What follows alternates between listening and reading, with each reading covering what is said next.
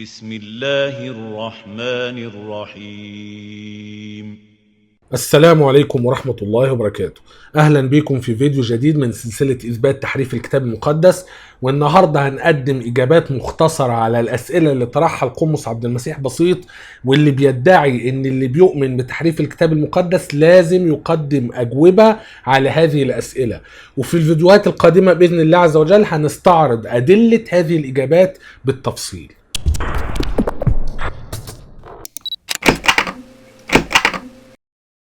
في البداية، لو انت مهتم بموضوع الحوار الاسلامي المسيحي ومهتم تحديدا بنقد الكتاب المقدس، يبقى انت لازم تشترك في القناة. اضغط على الزر الاحمر واضغط على علامة الجرس علشان تجيلك كل الاشعارات بكل الحلقات الجديدة. هنبص سريعا على الأسئلة اللي طرحها القمص عبد المسيح بسيط. بيقول رقم 1: متى حرف الكتاب المقدس وفي أي عصر تم التحريف؟ هل تم التحريف قبل القرن السادس أم بعده؟ من الذي حرف الكتاب المقدس؟ أين حرف الكتاب المقدس وفي أي بلد من بلاد العالم؟ لماذا حرف الكتاب المقدس وما هو الهدف من ذلك؟ هل يستطيع أحد أن يقدم دليلا تاريخيا على هذا الزعم؟ أين نسخة الكتاب المقدس الغير محرفة؟ وما هي النصوص التي حرفت؟ وكيف تستطيع أن تميز بين ما حرف وما لم يحرف؟ وكيف تم التحريف؟ أول تعليق أنا دايما بقوله على إجابات هذه الأسئلة إن السؤال الأخير اللي طرحه القمص عبد المسيح بسيط هو المهم، وكل إجابات الأسئلة التانية مش لازم نجاوب عليها علشان نثبت التحريف. فعلى سبيل المثال، لو حصل جريمة قتل، انت بتقدر تثبت بسهولة جدا جدا ان اللي قدامك ده مقتول من غير ما تجاوب على اسئلة كتيرة جدا جدا متعلقة بتفاصيل جريمة القتل. رغم ان احنا بنقدر نقدم اجابات قوية جدا جدا ومقنعة جدا جدا بالادلة على هذه الاسئلة، الا اني بكرر وبقول ان مش لازم اقدم اجابات على كل هذه الاسئلة علشان اثبت ان الكتاب المقدس محرف. يعني مثلا، متى حرف الكتاب المقدس وفي اي عصر تم التحريف؟ طب لو انا مش عارف امتى تحديدا اتحرف، هل ده ينفي انه ما اتحرفش؟ انا قادر اثبت ان الراجل ده اتقتل بس مش عارف اتقتل امتى، هو ميت، انا عندي الادلة اللي تثبت انه مقتول لكن انا مش عارف اتقتل امتى، يبقى خلاص ما اتقتلش. ده كلام فاضي. هل تم التحريف قبل او بعد؟ برضو متعلق بزمن التحريف، مش لازم اجاوب علشان اثبت ان الكتاب محرف. من الذي حرف الكتاب المقدس؟ طب اتأيد ضد مجهول، لا، لازم تعرف لي مين تحديدا اللي حرف علشان يبقى الكتاب المقدس محرف. لو ما قدرتش تجيب دليل مين اللي حرف يبقى الكتاب ما تحرفش. تماما زي اللي يقول لك انت لو ما عرفتش مين القاتل يبقى الراجل ده ما اتقتلش. اين حرف الكتاب المقدس وفي اي بلد؟ فرضا ان انا ما اعرفش اتحرف فين، هل ده ينفي التحريف؟ لا. لو جيت وقلت لك ان في واحد قتل شخص في مكان مجهول وبعدين انا رحت لاقي الجثة مرمية في النيل، علشان انا ما اعرفش جريمة القتل تمت فين، يبقى الراجل ده مش مقتول؟ لماذا حرف الكتاب المقدس وما هو الهدف من ذلك؟ برضو لو انا ما قدرتش اعرف دوافع التحريف يبقى ما حصلش تحريف. انا ما اعرفش اللي قتل الشخص ده قتله ليه، يبقى هو مش مقتول. هل يستطيع احد ان يقدم دليلا تاريخيا على هذا الزعم؟ ايوه، ودي نقطة في غاية الأهمية، وده سؤال مهم، وده سؤال لازم يتجاوب عليه علشان أثبت التحريف. لازم تطلع أي دليل إن الراجل ده مقتول. ممكن واحد يكون مات موتة عادية، مات موتة ربنا زي ما بيقولوا، أو إنه مات مقتول في أثر للسم، في طعنة سكين، في أثار خنق، أي حاجة زي كده. فبالتالي ده سؤال جوهري، فين الدليل على التحريف؟ دليل تاريخي على حدوث التحريف. نقدر احنا نقدم أدلة تاريخية. أين نسخة الكتاب المقدس غير المحرفة؟ وما هي النصوص التي حرفت؟ وكيف تستطيع أن تميز بين ما حرف وما لم يحرف؟ ده برضو سؤال مهم، ومن ضمن الأسئلة اللي لازم نجاوب عليها علشان خاطر نثبت التحريف. يبقى احنا هنبدأ بالسؤال رقم 1 وهنقدم بعض الأجوبة السريعة، وفيما بعد في فيديوهات قادمة هنقدم الأدلة على هذه الإجابات. متى حرف الكتاب المقدس وفي أي عصر تم التحريف؟ أنا بقول إن الكتاب المقدس تم تحريفه من بداية تدوينه وكتابته، ودي نقطة في غاية الأهمية، رغم ان تقنيا ده ما يعتبرش تحريف، لكن انا بقول لما كتبت الكتاب المقدس جم يكتبوا اسفار الكتاب المقدس بدلوا وغيروا وحرفوا. حرفوا بالمقارنة بايه؟ بالمقارنة بالتاريخ، بالمقارنة بالواقع، بالمقارنة للي حصل فعلا. يعني مثلا على سبيل المثال كتبت الاناجيل الاربعة اللي كتبوا عن المسيح، انا بدعي وهنجيب ادلة على كده فيما بعد ان لما جم يدونوا الاناجيل لم يكونوا امناء وحرفوا التاريخ من اجل الايمان. يبقى بالتالي متى حرف الكتاب المقدس؟ من اول ما جم يدونوا الاسفار سواء العهد القديم او العهد الجديد، منذ بداية التدوين وبيتم التحريف والتبديل والتغيير والاضافة والحذف. ناهيك بقى ان احنا لازم نفرق ان في مرحلتين في غاية الاهمية، مرحلة الكتابة والتدوين ومرحلة النسخ والانتشار. انا بقول ان اللعب في نص الكتاب واللي افقد الكتاب المقدس موثوقيته ومصداقيته اللي حصل اثناء التدوين. بعد ما المؤلفين كتبوا اسفارهم، هذه الاسفار بدأت تنتشر ما بين الناس وبدأت تتنسخ ايضا. من اول لحظة نسخ هذه الكتب عمل نسخ جديدة لهذه الاسفار، والاسفار بيصيبها التحريف. يبقى متى حرف الكتاب المقدس؟ من بداية تدوين هذه الاسفار المقدسة. السؤال الثاني، هل تم التحريف قبل القرن السادس ام بعده؟ وش معنى القرن السادس؟ قلنا قبل كده ان هو بيتكلم عن بعثة النبي محمد صلى الله عليه وسلم وظهور الاسلام. والقمص عبد المسيح بسيط كأنه بيعتقد ان القرآن الكريم بيدافع عن عصمة الكتاب المقدس. يبقى بالتالي المسلم اللي بيقول بتحريف الكتاب المقدس لازم يراجع نفسه، لان القرآن الكريم بيدافع عن عصمة الكتاب المقدس في نظر الكثير من المسيحيين. فبالتالي ما ينفعش المسلم يقول ان الكتاب المقدس اصابه تحريف قبل القرن السادس. ليه؟ لان لما جه الاسلام شهد بصحة وبعصمة الكتاب المقدس حسب عقيدة الكثير من النصارى. يبقى اكيد لو الكتاب اتحرف مش قبل الاسلام، ده بعد الاسلام. فبالتالي القمص عبد المسيح بسيط عاوز يكسب فترة زمنية، ان لو اسفار الكتاب المقدس العهد القديم والعهد الجديد اكتمل كتابتهم في القرن الاول الميلادي، يبقى من القرن الاول الميلادي لغاية القرن السادس الميلادي الكتاب ما حصلوش حاجة بشهادة القرآن حسب ادعائه. فلو انت هتدعي ان الكتاب المقدس اصابه تحريف، يبقى التحريف ده حصل بعد الاسلام، بعد القرن السادس. انا بقول ان قطعا ولا شك الاسلام ما بيقولش بعصمة الكتب السماوية السابقة من التحريف، وبزيد الضغط وبقول ان لو القرآن ولو الاسلام بنصوص من الوحي قرآن الكريم والسنة النبوية الشريفة لو بيقولوا ان الكتاب المقدس ما اصابوش تحريف قبل الاسلام، يبقى هم غلطانين، يبقى هم مش من عند الله، يبقى هم اخطأوا في معلومات تاريخية. وحاشا لله ان القرآن الكريم يكون فيه اخطاء تاريخية او الاحاديث النبوية الشريفة الصحيحة يكون فيها اخطاء تاريخية. انا بقول ان تحريف الكتاب المقدس معلومة تاريخية ثابتة بعشرات او مئات الادلة.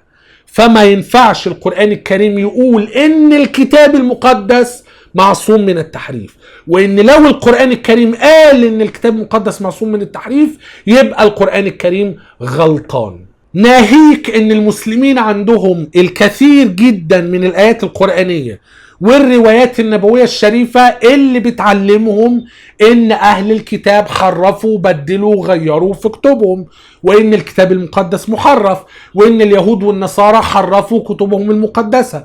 وهنستعرض هذه الادلة الشرعية في حلقات قادمة، لا لشيء الا ان للأسف الشديد من وسائل تثبيت المسيحيين على ايمانهم ان القساوسة والرهبان بيدعوا ان القرآن الكريم بيشهد بعصمة الكتاب المقدس، وده باطل.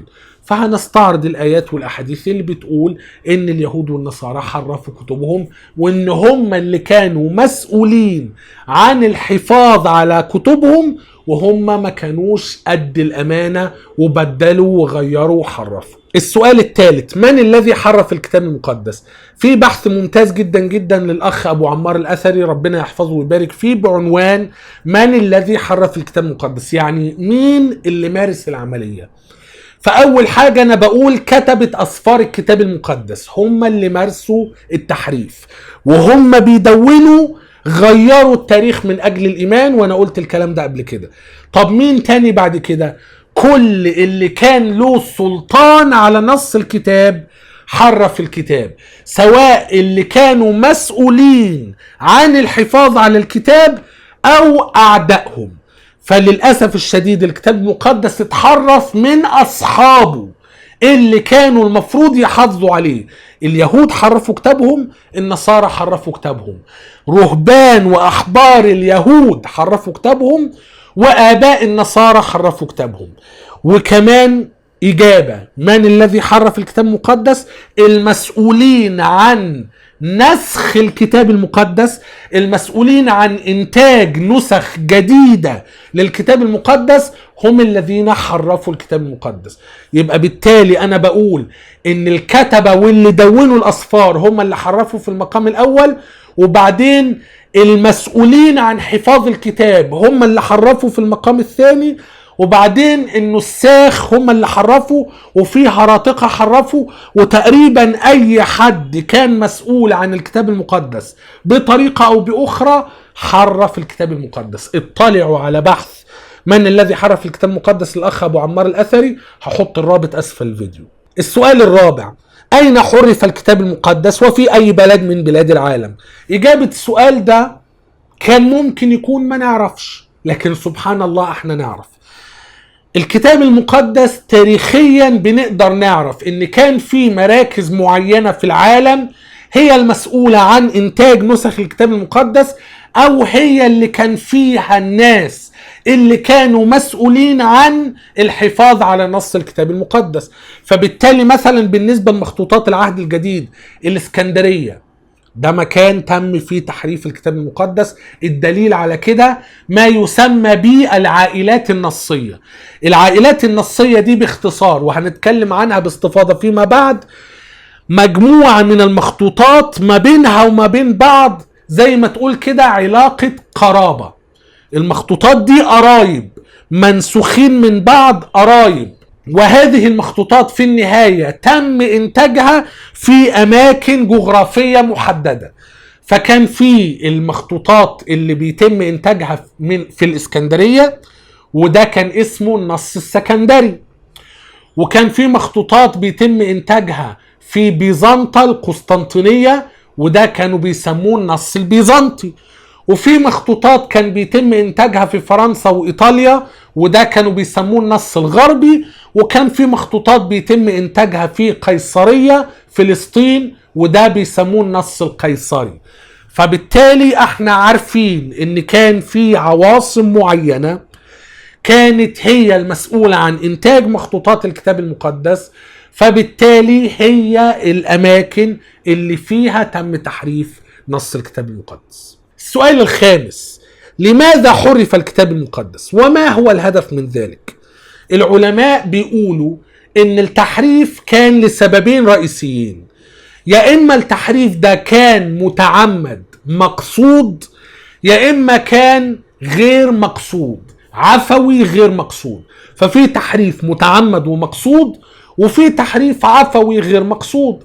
التحريف العفوي غير المقصود كان بيتم يا إما بسبب أخطاء بصرية أو أخطاء سمعية أو أخطاء من الذاكرة.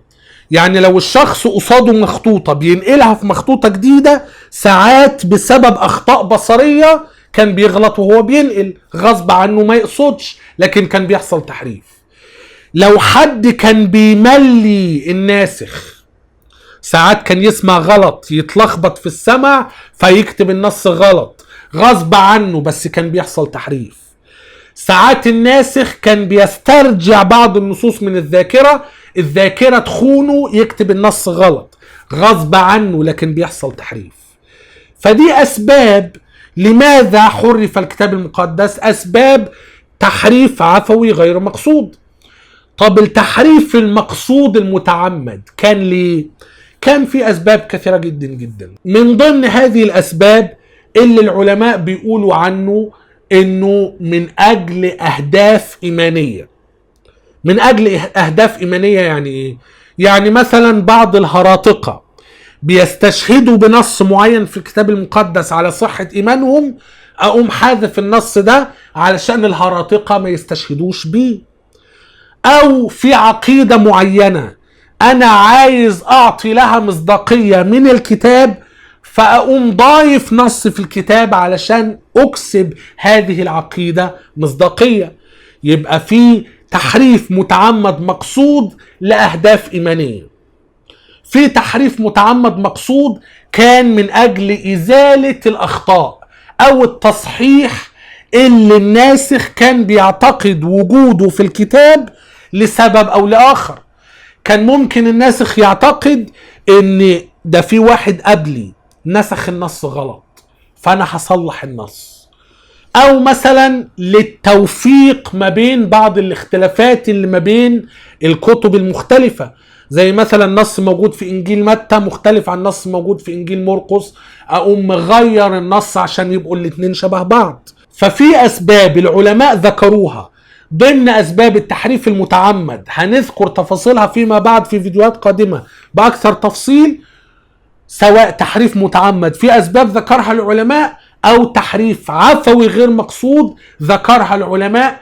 المهم إن احنا بنقدر نعرف لماذا حرف الكتاب المقدس. السؤال رقم 6، هل يستطيع أحد أن يقدم دليلا تاريخيا على هذا الزعم؟ اتناقشنا في هذا الموضوع، سواء أدلة تاريخية اليهود ما بينهم وبين بعض، أو المسيحيين ما بينهم وبين بعض، أو اليهود بيتهموا المسيحيين، أو المسيحيين بيتهموا اليهود، أو المخطوطات القديمة، أو اقتباسات آبائية، أو أي مراجع تاريخية عندنا.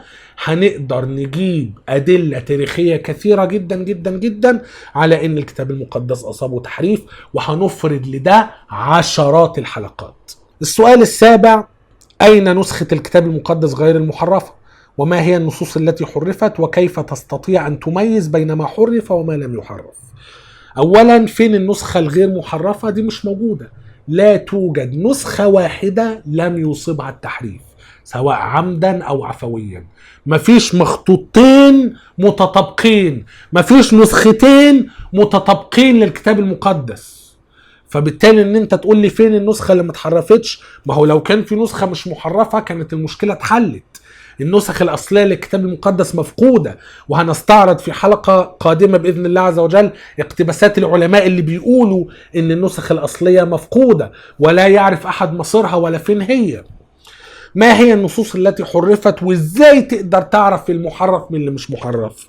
خلي بالك النقطة دي في غاية الأهمية. إزاي تقدر تعرف المحرف من اللي مش محرف؟ احنا بنقدر نثبت التحريف بالمقارنة. لما نجيب مخطوطين نلاقي نص موجود في مخطوطة مش موجود في التانية، يبقى النص ده محرف. طيب لو كل المخطوطات متفقة على هذا النص، هل ده دليل ان النص ما تحرفش؟ مش بالضرورة، وهنتكلم في الموضوع ده بالتفصيل فيما بعد. لان عدم وجود دليل على التحريف ليس دليلا على عدم التحريف. هقول تاني الجملة، عدم وجود دليل على التحريف ليس دليلا على عدم التحريف. لكن أقصى ما نستطيع أن نقوله في هذه الحالة الأجنوستيسيزم، ما نعرفش، لا ندري لو النص ده محرف ولا مش محرف. احنا ما عندناش أدلة انه تحرف، لكن عدم وجود دليل على التحريف ليس دليلا على عدم التحريف. أنا هكتفي بهذا القدر في هذا الفيديو. دي إجابات سريعة للأسئلة اللي تقريبا كل المدافعين عن الكتاب المقدس بيروجوها كدليل على عصمة الكتاب المقدس، أو إن اللي بيدعي إن الكتاب المقدس محرف لازم يجاوب عليها. في الفيديوهات القادمة بإذن الله هنقدم الأدلة على هذه الأجوبة اللي احنا عرضناها في بعض التفاصيل ما تكلمناش عنها في هذه الحلقة، لكن لمسناها في الحلقة الثانية لما ناقشنا هذا الكلام اللي احنا عرضناه للقمص عبد المسيح بسيط. لو كان الفيديو عجبكم لايك وشير وسبسكرايب، انشر الفيديو ما بين المهتمين بموضوع النقد الكتابي. لو الفيديو ما عجبكش اعمل له ديسلايك، مفيش مشكلة. الى ان نلتقي في فيديو اخر قريبا جدا باذن الله عز وجل. لا تنسوني من صالح دعائكم، والسلام عليكم ورحمة الله وبركاته.